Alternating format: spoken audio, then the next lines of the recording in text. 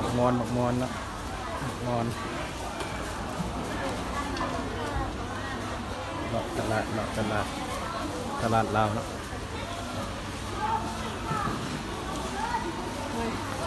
เด็กทำโค้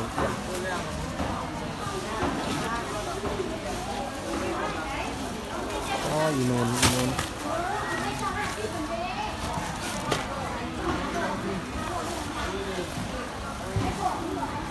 กระจันอยู่ตัวใหญ่ในกินนูนแต่กระจันอยู่ตัวใหญ่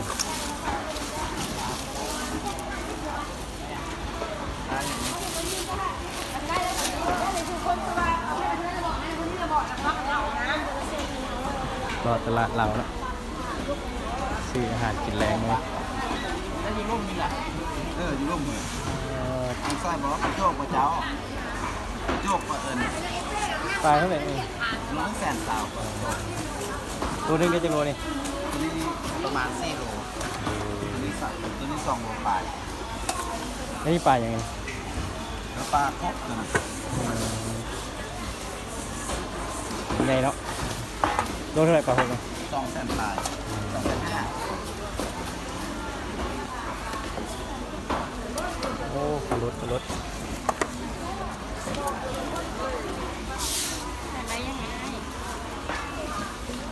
ร้านเดี๋ยวบอกเดี๋ยวว่าเป็นกลุ่มที่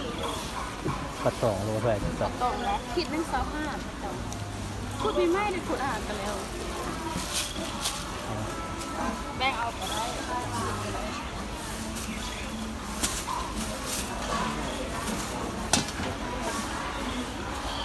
ปลานี่ตัวใหญ่แล้ว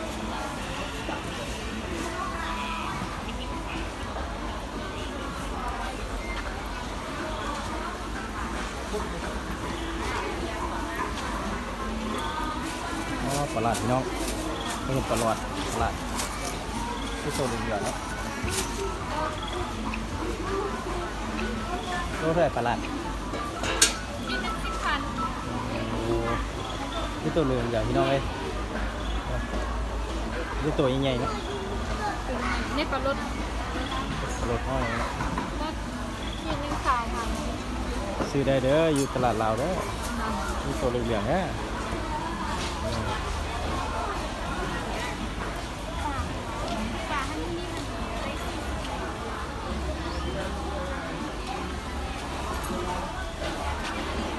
ยอดเลยสุดยอดเลย